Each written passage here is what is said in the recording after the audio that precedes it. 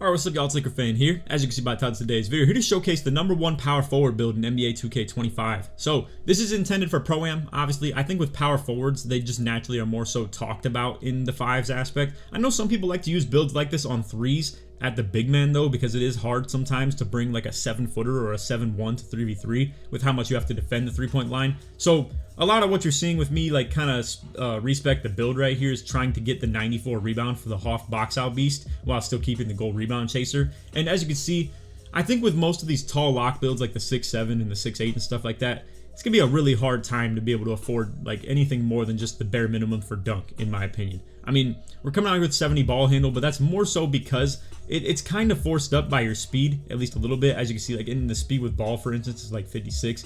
You can technically still take the ball handle down by quite a bit more though. So we'll showcase another version of this where it does have less ball handle for sure. Right here, you can see the thing I'm finding at least a little bit more comfortable right now is to just settle in at 92 defensive rebound and not go for that 94. So it's only gold box out beast and gold rebound chaser, but it does allow you to at least have some bag, like 70 ball handle for the pro dribbles and stuff like that, like with the, you know, pro crossover behind the back, stuff like that. At least I'm speculating. We don't know for a fact that that's actually a thing, but it's been like that for like years. So I'd have to assume so. We can scroll back up to the shooting real quick. So as you can see, bronze Deadeye, silver set shot specialist, bronze shifty shooter. So it's a little bit, you know, minuscule in terms of the shooting badges that you get, but it's at least enough to be respectable. We'll have to see about jump shots that you can afford with 78 3-pointer. I already mentioned that in my other lock video and stuff like that as well. But I'm just saying, it does seem like it's going to be really tough to either A, afford mid-range, or B, afford any driving dunk, or C, afford ball handle. So I mean, if you want to be a good defender while also still being a good rebounder, because that's what power forwards are intended to do. I mean, you want to be able to be versatile to switch on to point guards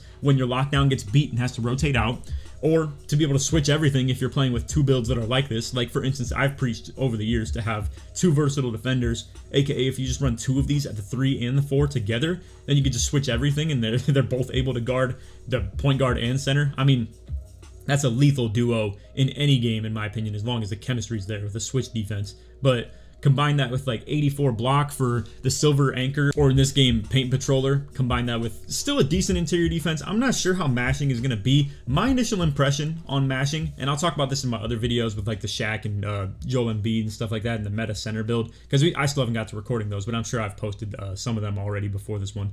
But anyway, my impression on mashing is that it's definitely gonna be still pretty bad. I mean, the close shots didn't look great. The standing dunk meter doesn't look like it's forcible, in my opinion. However, I will say it did seem like standing dunk meter if you're dunking on either smaller players, or I would more so say dunking on players that have low interior defense, that it was a little bit easy to do. So if you want to go with a little bit more interior on this build, you could definitely try to, but it's like I just told y'all. I mean, like, what do you want to do then? Do you want to go 85 perimeter D? You know, I understand the idea of trying to do that because you do want to maybe just sit back a little bit more, especially in a game where we don't know whether you have to respect point guards or not. But I'm just saying, I don't like those power forward builds that lack perimeter defense so bad. I don't believe in the idea of not being able to contest shots well or play like good on-ball D. And granted, I understand part of playing good on-ball D in this game is going to be more agility than it is actually prim D, because it's not tied to your lateral quickness anymore. So prim D is all about contesting shots, and that's it. Or maybe getting like body ups because of the fact that it gives you the badges to do so, you know. But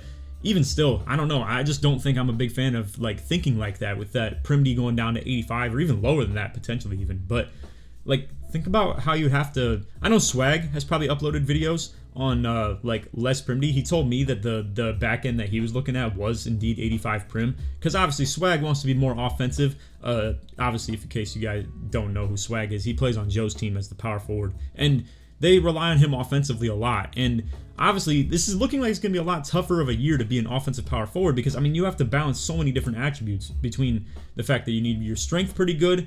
Now, granted, some people might want to go with like 83, 84, maybe even 85 strength, keep the immovable enforcer, or like, you know, the box out beast at least good enough to be on gold. But I don't know, man. In some cases, you might be dealing with centers that have 99 offensive rebound and the legend box out beast and all that, and they're just worming like crazy with high strength too, and you're the power forward that's supposed to be landing a box out on them. That's not exactly an ideal world to be living in, you know, and it might be kind of tough to make an offensive power forward because of how many things you are demanded to look at when it comes to this game. I mean, I don't think you're going to get away with the low block rating or anything like that. I think 84 is definitely what you're going to be trying to target. I think obviously you want to be able to play lane, so 94 steal. Yeah, I'm sorry, we can keep this playing a little bit while I'm just kind of rambling. But I think 94 steal is going to be something that's necessary with the Hall of Fame interceptor.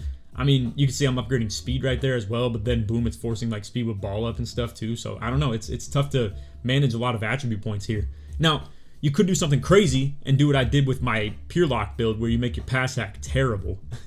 That could be something, but I don't know. As a power forward where you are a rebounder a little bit, I think you still want to have a respectable pass accuracy, because if you do have like, you know, 80 plus rebound, I'm assuming you're getting your hands involved on the rebounds a pretty good bit, you know? So you don't want to be a liability in terms of throwing breaks and outlet passes and stuff like that. As you can see, let's go over that 91 strength real quick and what it gets you. So really, the 91 strength is more so for a movable and brick wall, and you obviously don't really care about brick wall too much with a build like this unless you plan to play on the threes as like a popper, aka the guy at the three or anything like that. But where you could drop off some attribute points here, if you go down to 85 strength, you'll still keep the gold immovable and like keep all of these badges and stuff like that. So from 85 to 90, I don't think it gives you literally anything, to be honest.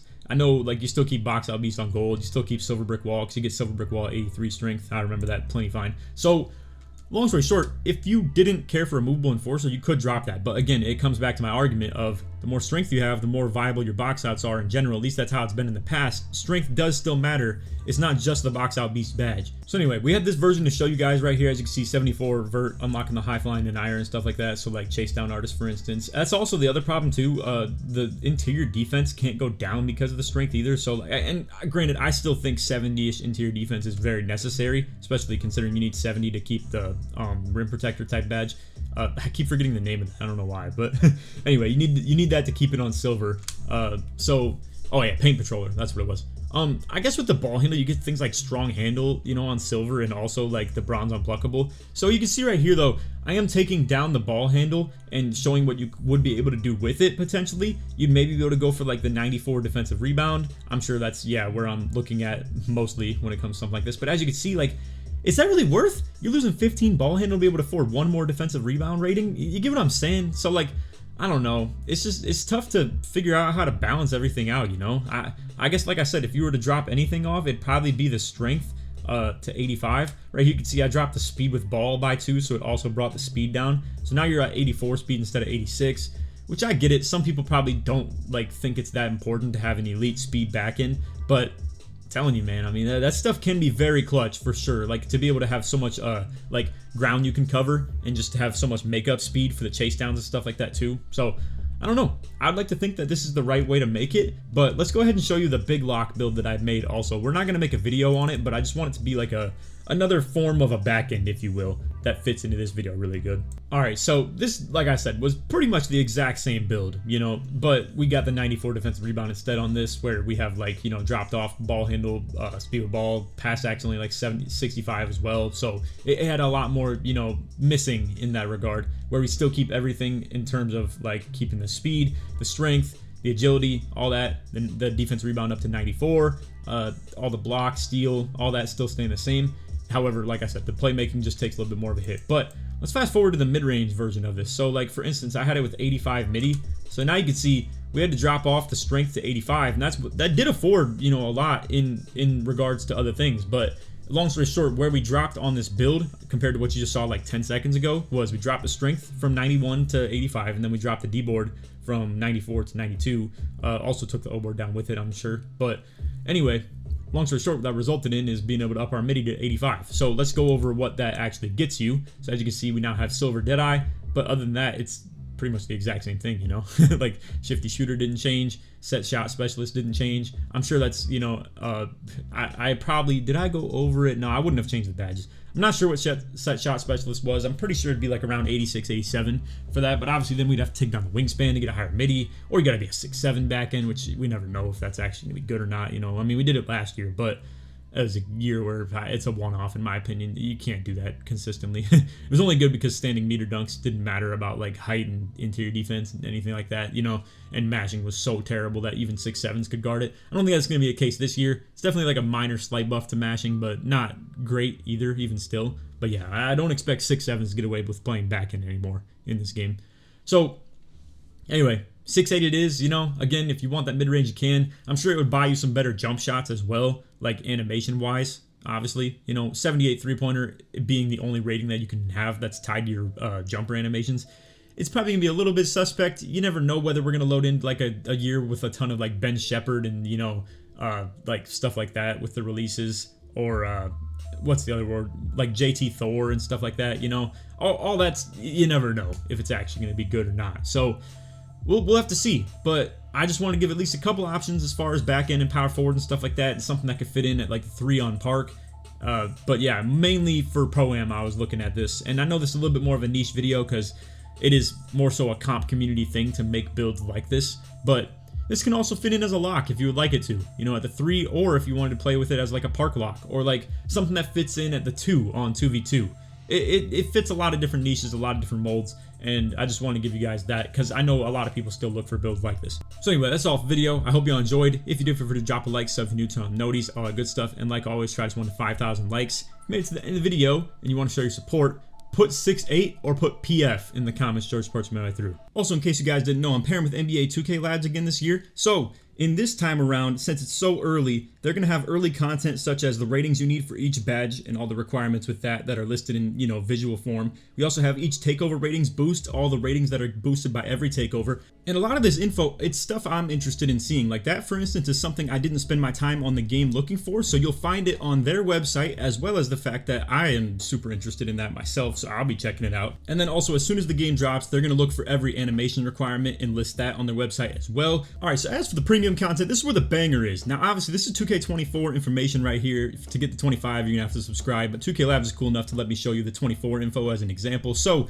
for instance, you got a lot of different ways to sort it through here. You can look through green window, speed, you can look for the fastest millisecond jump shot, you can look for the total make percent. So, for instance, on the early, middle, and late end of the green window, what the chances are, then all that combined into the total average. You can look through the most makeable shots to the fastest ones with the biggest green window, to the ones that fit your position group between the guards, wings, and bigs. It's fire. You can find the bases and the uppers in here and combine that for the best possible statistical jump shot, and it's just a huge tool, so shout out to them for that. And then you have ranking of dribble moves per category, so it's going to be like behind the backs ranks against each other, showing you which ones are the best. There's like a letter grade on each of them tested by Koza, so he's going to be ranking all those dribble moves in each category. And then we also have dribble practice tools, so it's going to be showing you exactly how to do the moves on the controller, and then you can replicate it on the controller in their website as well. So for anyone interested in supporting me while also getting access to the content, you can go ahead and subscribe to the 2K Labs Premium right here on NBA2KLab.com. And then when you click register, it'll allow you a chance to put in a creator code of someone you want to support.